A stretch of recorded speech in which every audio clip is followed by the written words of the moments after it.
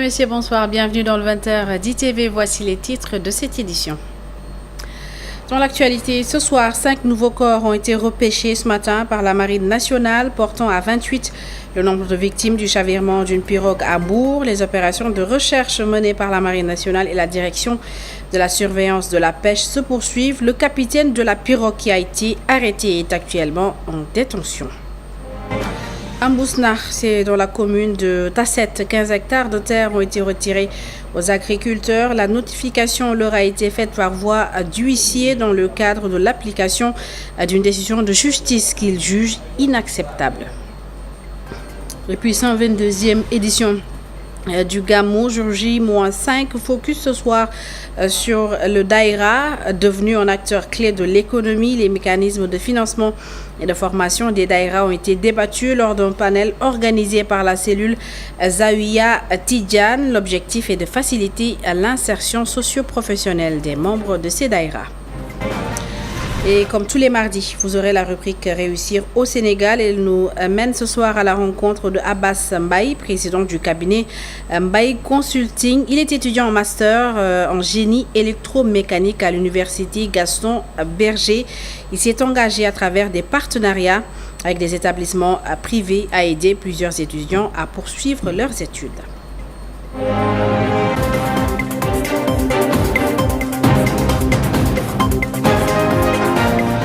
Je vous le disais tout de suite, ce mardi, 5 nouveaux corps ont été repêchés, portant à 28 le nombre de victimes du chavirement d'une pirogue à Bourg. Les opérations de recherche menées par la Marine nationale et la direction de la surveillance de la pêche se poursuivent. Le capitaine de la pirogue, arrêté suite à une enquête, est actuellement en détention. Et puis dans le cadre de la mise en œuvre de la politique de contenu local dans les secteurs des hydrocarbures et des mines, le secrétariat technique du Comité national de suivi du contenu local a réuni les acteurs du secteur privé national. L'objectif de cette rencontre était de recueillir leurs attentes et suggestions afin d'optimiser leur participation aux activités pétrolières, gazières et minières du pays. Elisabeth Grasse-Tine et Moussa Fall. Le Comité national de suivi du contenu local qui définit les orientations stratégiques en matière de contenu local dans le secteur extractif par la voix de son secrétaire technique, Dr Mobahoub, a souligné que l'objectif de la loi du contenu local est de privilégier le secteur privé national. La loi sur le contenu local soit une réalité par un contrôle strict, de sorte que la préférence nationale soit une réalité. À compétence, s'il y a disons sur le plan de l'emploi, s'il y a les compétences locales, on privilégie d'abord la compétence nationale dans le domaine du recrutement. De sorte que, et également dans la loi, il y a ce qu'on appelle le plan de succession. Pour certains postes où il n'y a pas de compétences locales, les entreprises doivent aménager des plans de formation. Cette loi sur le contenu local n'est pas accueillie par toutes les entreprises. Le secrétariat technique a noté des résistances. Surtout dans le secteur minier par rapport à une certaine résistance d'entreprises qu'on est en train de noter, qui, disons, remettent en cause même l'applicabilité de la loi sur le contenu local.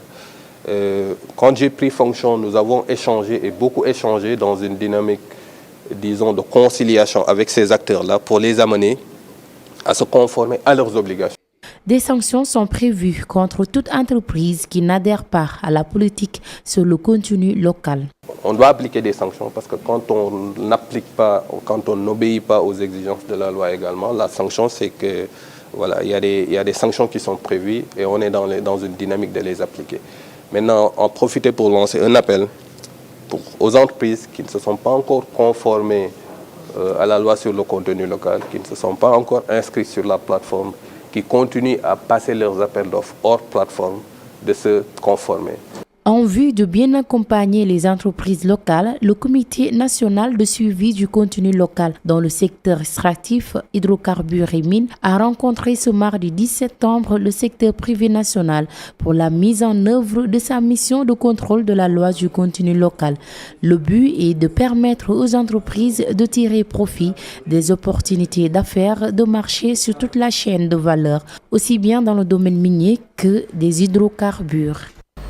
Alors à présent à Mousnakh, c'est dans la commune de Tasset, c'est à Thiès où les agriculteurs ont été informés par voie d'huissier du retrait de 15 hectares sur les 300 qu'ils exploitent dans cette localité. Cela suite à une décision de justice qu'ils jugent inacceptable et pour préserver leurs terres, ils sollicitent l'intervention des nouvelles autorités. Les détails avec Isidore Alexandre Sen et Samba Fall.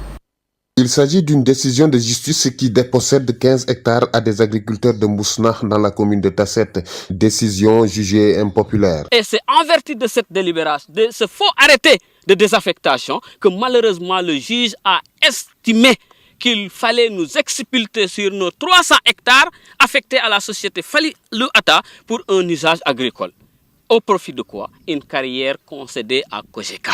Les exploitants de ces espaces agricoles ont été surpris par la présence de gendarmes et d'un huissier. Cette décision, fondée sur des motifs fallacieux, dépourvus de toute base légale, vous pouvez par vous-même constater qu'ils ont piétiné sur ces belles cultures. Ils ont retrouvé des travailleurs ici qui, intimidés par les forces de l'ordre, n'ont même pas pu prendre leur petit déjeuner. D'après ce conseil municipal, à la commune de Tasset, jamais le site n'a fait l'objet de délibération. Aucun conseil municipal n'est au courant. Aucun chef de village n'est au courant. Les populations de Mousnakh ne sont non plus au courant. C'est extrêmement grave ce qui se fait. Il y a un maire qui se ferme dans son bureau à Dakar, qui prend des décisions, qui engage le conseil municipal. Au-delà de ces périmètres, les agriculteurs demandent un audit foncier dans la commune de Tasset. Nous interpellons les autorités compétentes à opérer des opérations d'audit et de contrôle dans la mairie de Tasset, notamment en matière foncière. Et puis le maire de Tasset exige, lui, la restitution des terres de la commune qui seraient accaparées, selon lui, par des promoteurs immobiliers, des promoteurs qui avaient été sommés justement de quitter les lieux. Voici Mamadou Tchao au micro d'Isidore Alexandre Sen. Qu'aujourd'hui, officiellement, la réserve de 300 hectares appartient aux populations de Mousnakh et environ. Donc, naturellement, à la commune de Tasset. C'est pourquoi nous vous interpellons, monsieur Moustapha Fall, de quitter, s'il vous plaît, nos 300 hectares. Les conseillers sont là, les populations, les chefs de village, ils parleront tout à l'heure, sont là. Mais ils ne veulent plus de vous. Ils veulent récupérer leurs 300 hectares.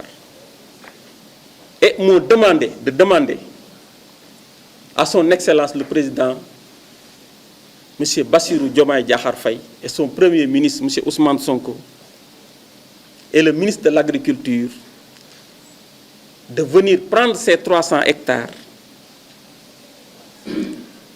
pour nous faire une ferme intégrée. Les 300 hectares sont officiellement disponibles. Nous sommes dans l'ère de Djoubal Djoubanti. Nous sommes dans l'ère de la rupture. Monsieur le ministre de l'Agriculture, les 300 hectares sont disponibles officiellement. Et puis les habitants de la commune de Niassène se plaignent d'un manque d'infrastructures de base. L'absence de routes adéquates et de stades entrave également la mobilité des habitants, surtout en cette période d'hivernage. Et malgré les démarches entreprises par la mairie, aucune solution n'a encore été trouvée. Plus de détails avec Sekou Diallo. La commune de Niassène n'a toujours pas de terrain municipal. C'est une doléance qui date de longtemps. Nous avons même discuté de ça pendant les sessions municipales. Je demande juste qu'on nous montre un terrain. Nous allons délibérer et construire un stade.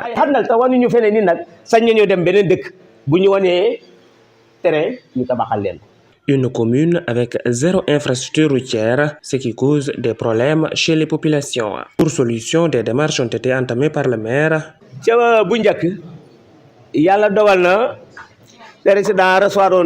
Nous avons été reçus par l'ancien président de la République.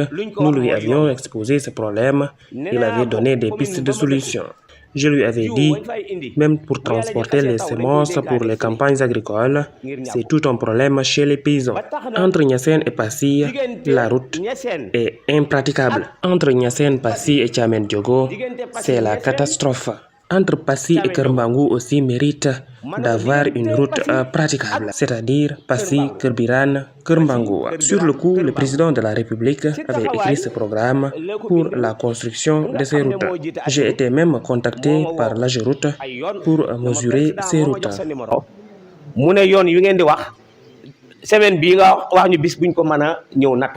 Le maire a l'espoir que les nouvelles autorités ne vont pas ranger ce programme dans les tiroirs. L'AGEROUTE nous a montré le programme et même le coût, mais l'AGEROUTE évoque un manque d'argent. Mais nous n'allons pas croiser les bras.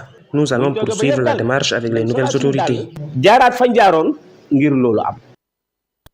Et puis la commune de Touba vient de réceptionner 30 minibus destinés à améliorer le transport urbain dans la ville. Cette initiative s'inscrit dans le cadre du renouvellement du parc automobile local. Le regroupement des chauffeurs et des transporteurs de Touba salue l'initiative et l'engagement du président de l'AFTU qui a déjà commandé plus de 200 minibus pour contribuer à la modernisation de la ville de Touba. Correspondance à Touba, Goranaklo et Tiernofaye.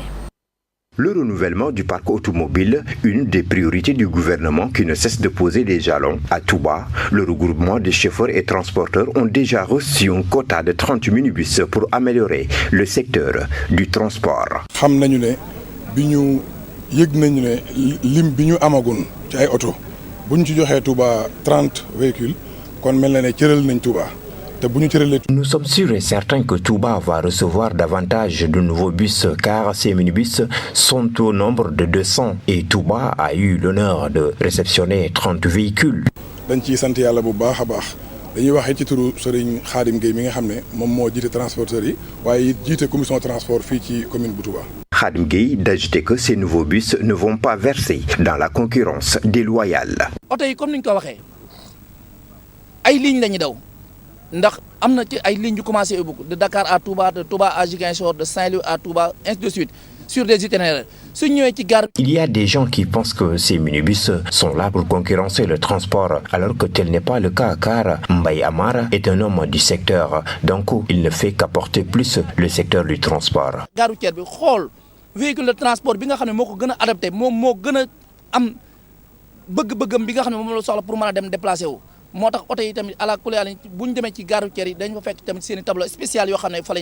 Concernant la recrudescence des cas d'accident de la route, le représentant du président de l'AFTU rassure et annonce des mesures fortes pour contrôler ces nouveaux minibus.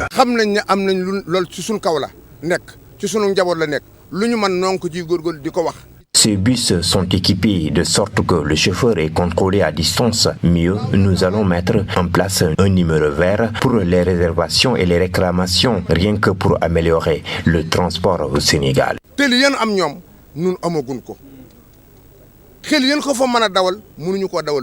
Réguler le secteur du transport, mais aussi réduire les cas d'accident, objectif du gouvernement qui mise sur le renouvellement du parc automobile. L'UEMOA, Union économique et monétaire ouest-africaine, a célébré ce mardi ses 30 ans d'existence. La journée a également marqué le lancement d'une série d'activités visant à créer un cadre d'échange avec la presse nationale et internationale afin de mieux diffuser les acquis de l'institution au Sénégal. Lors de l'événement, plusieurs défis ont été mis en avant, notamment le changement climatique et l'application des textes au sein de l'Union. Le compte-rendu est signé Aminata Kor et Cherté Diouf. Créé le 10 septembre 1994, l'UEMOA, Union économique et monétaire ouest-africaine, célèbre aujourd'hui ses 30 ans d'existence au sein des 8 États membres. La représentante résidente de la commission de l'UEMOA au Sénégal revient sur les objectifs et les réalisations. Vous le savez tous, nous partageons la même monnaie. Cette facilité est aussi un avantage dans le cadre du commerce d'une manière générale. Je vous parlerai aussi des professions libérales qui permettent donc à des chirurgiens dentistes, à des docteurs, des vétérinaires, des comptables, à des architectes de s'installer librement dans l'espace communautaire. Ce sont des avancées du processus d'intégration. Les étudiants ne sont pas en laisse. Les étudiants bénéficient des avantages de la libre circulation. Les étudiants et les jeunes d'une manière générale. Les étudiants s'inscrivent au même tarif que les nationaux dans les universités publiques de l'espace communautaire. Sans compter toutes les actions qui ont été menées pour doter l'espace communautaire de centres d'excellence régionaux à un niveau universitaire, pour éviter que les jeunes soient obligés de se former hors de l'espace communautaire. Au-delà des nombreuses avancées réalisées, restent toujours des défis majeurs à relever, comme les questions climatiques et l'application des textes, entre autres. Moyens pour lutter contre l'insécurité persistante. Il en est de même pour la jeunesse, cette force vive qui mérite d'être prise en compte dans tous les domaines de manière plus accentuée. Okay? Les questions climatiques sont aussi préoccupantes. L'application effective des textes, j'en ai parlé tout à l'heure. Nous avons besoin que les textes soient appliqués. Pourquoi déjà? Parce que tous nos textes sont pris de manière participative. Aucun texte de l'UEMOA, les ministères sont là, ne sont pris par la commission de l'UEMOA. Et pour les représentants du ministère des Finances et du Budget, la question sur la valorisation du capital humain est primordiale. Il faudrait donc le valoriser sur le plan de l'emploi des jeunes et autres. Donc, en dehors de cela aussi, il y a d'autres secteurs sur lesquels qui sont prioritaires, non seulement aussi pour le ministère des Finances, mais aussi prioritaires aussi pour le Sénégal. Il s'agit de l'environnement et du genre. Actuellement, pour le Sénégal, il y a déjà un budget genre qui est élaboré chaque année, donc qui montre effectivement donc, la prise en compte donc, du genre et qui est une priorité que l'UEMOA accompagne. En dehors de cela aussi, il y a le changement climatique. Pour le changement climatique, maintenant, il a simplement donc, décidé à travers simplement donc, les textes du Sénégal de la prise en compte du changement climatique sur toute la chaîne de planification. L'UEMOA, 30 ans d'expérience, d'intégration, de résilience face aux chocs exogènes. Elle veut faire le continent un lieu de libre circulation. Et à l'occasion de la célébration de la 122e édition du Gamou, prévue ce 15 septembre, nous vous proposons ce soir un focus sur les daïras, des organisations religieuses qui existent un peu partout dans le pays. La cellule Zawiya à Tidjane a organisé un panel au cours duquel les participants ont échangé sur les mécanismes de financement et de formation afin de faciliter l'insertion socio-professionnelle des membres de ces daïras. Aliou Sow et Babacar Faye nous en disent plus. Membres de Daïra et de la cellule Zawiya, des autorités religieuses et étatiques ont tous participé aux discussions, les activités économiques des Daïra en question et le professeur Abdou Salam Fall décline l'objectif. L'objectif étant de faire en sorte que l'insertion socio-professionnelle soit réalisée via la mutualité que constitue la Daïra et d'autre part que les ressources issues de cette activité facilitent l'insertion socio-professionnelle des membres. Pour ce faire, la cellule Zawiya veut d'abord former les Daïra. D'amener les Daïra à avoir les formations en entrepreneuriat pour se formaliser. Ensuite, avoir de la formation technique pour pouvoir asseoir leur projet, monter un business plan social, monter une entreprise sociale ou développer une coopérative de production. Avec le partenariat des microfinances et de l'État, les initiateurs du Daïra évoquent une activité économique stable et rassurent sur la formalisation. La cellule Xavier Tidjane va développer un dispositif d'accompagnement des Daïra de manière à faciliter leur formalisation. Ensuite, de signer un certain nombre de conventions de partenariat avec les acteurs qui ont offert des services. La cellule propose également de développer un incubateur d'entreprise. La cellule promet de faire un rapport général et les recommandations afin de permettre aux acteurs des Daïra et ceux de la microfinance de mieux collaborer. Et puis le SUTSA, syndicat unique des travailleurs de la santé et de l'action sociale, organise à Rufisque la 2e édition des universités d'hivernage. Pendant 3 jours, les participants vont échanger sur le rôle du capital humain face aux défis de gouvernance sanitaire et sociale, avec pour objectif d'adapter le syndicalisme au développement. Voici à ce propos Mbalo Djadjam, secrétaire général du SUTSA. Parce qu'on a toujours dit que la grève, ce n'est pas la finalité. La finalité, c'est l'acquis social matérialisé, c'est juste là. Et nous avons abandonné depuis le « c'est pas normal », je ne suis pas d'accord. À chaque fois que le SUTSAS avait dit que ce n'était pas normal, le SUTSAS a indiqué la norme. À chaque fois qu'on a dit qu'on n'était pas d'accord, on avait dit pourquoi on était d'accord. Et on est venu avec une solution. Je pense que c'est ça seulement qui a été matérialisé. Et dans la pratique aussi, c'était cela. Nous avons donc fait avancer le système, lui il le sait très bien, parce que toutes les évolutions institutionnelles là, nous avons été à la base. Cette DRH là, c'était une division du personnel. On s'est battu pour l'ériger en DRH. Et ensuite, même la direction des amas de santé, on s'est battu pour qu'elle soit une direction générale de santé. L'action sociale, c'est nous qui nous sommes battus pour le remembrement de l'action sociale et l'érection d'une direction générale de l'action sociale, entre autres. Et même les assises nationales de l'action sociale qui ont produit la loi d'orientation sociale et la carte d'égalité des chances. Lui, il est donc d'origine sociale, il sait bien ce que je dis. Et nous pensons que nous avons participé à toutes ces évolutions parce qu'aussi nous avons indiqué la voie. C'est pas, je ne suis pas d'accord et ce n'est pas normal. Nous avons abordé tout cela. Et en 2007, nous avons inauguré l'ère du syndicalisme de développement. Ça commence par notre autodéveloppement. Donc faire en sorte que demain qu'on puisse nous affranchir de tout, même nous affranchir même de cotisations sur le faux. Et ensuite avoir nos unités propres et pour faire face donc, à toutes ces tendances-là de l'économie et pouvoir prendre en charge même des camarades qui seraient dans des difficultés énormes de précarité aussi.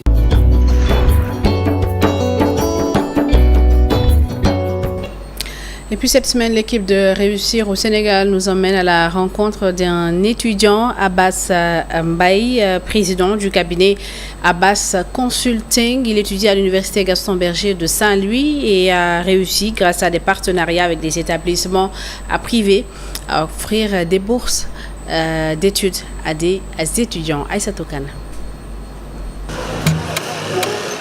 Accompagné de son assistante, ce jeune se présente dans cet établissement privé pour concrétiser une nouvelle collaboration. Déjà partenaire de plus d'une 50aine d'institutions,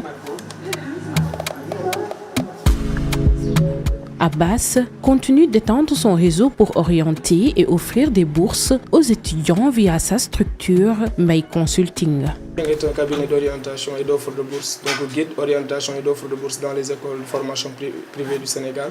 Voilà, donc ça c'est sa fonction primaire, mais aussi donc nous activons dans pas mal de choses, notamment les prescriptions à l'étranger, voilà, les visas visiteurs, les cours de renforcement à domicile ou en ligne, donc voilà, et aussi les ventes de fournitures. Donc en ce moment, on peut dire que nous dépassons les 50aines d'écoles où nous sommes en partenariat.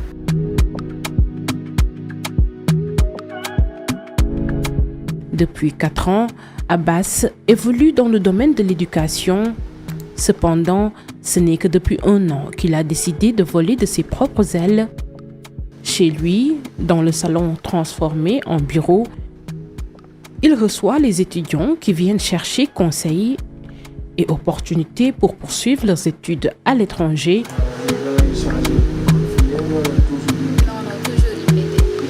Mbaye Consulting propose des préinscriptions dans plusieurs pays, un service qu'Abbas a mis en place avec des moyens modestes à ses débuts. Nous avons décidé de travailler seul et d'ouvrir notre propre cabinet. Et on peut dire que nous sommes dans le domaine de l'éducation depuis longtemps parce que nous avons commencé par donner des cours de renforcement et tout. Chaque année, on se dit donc on doit en fait mettre en place notre propre structure.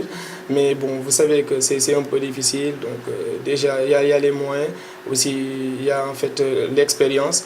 Donc c'est cette année qu'on a décidé en fait de mettre en place notre propre structure. Bon, on peut dire que on reçoit des financements en fait à travers de nos proches et tout. Et grâce à eux, donc on a mis en place cette Mbaye Consulting.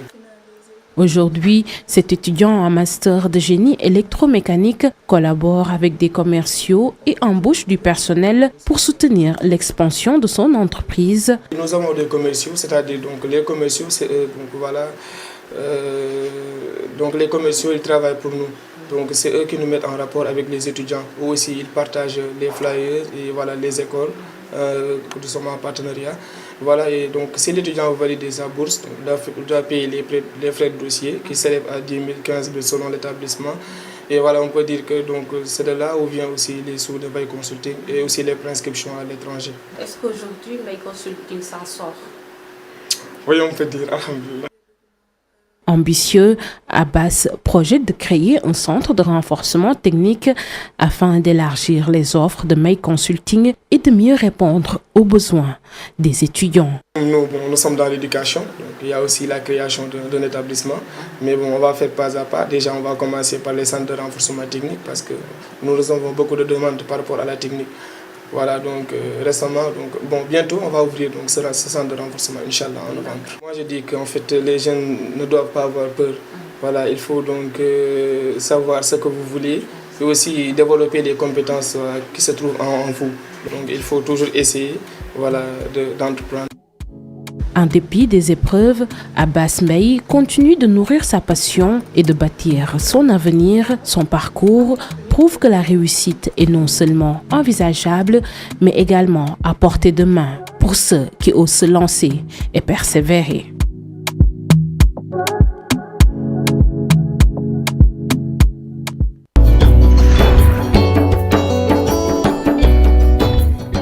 Aïssatou Kane, merci. C'est la fin de cette édition. Merci à toutes et à tous de l'avoir suivi. Merci de votre fidélité. L'information continue sur eMedia.sn. Bonne suite des programmes.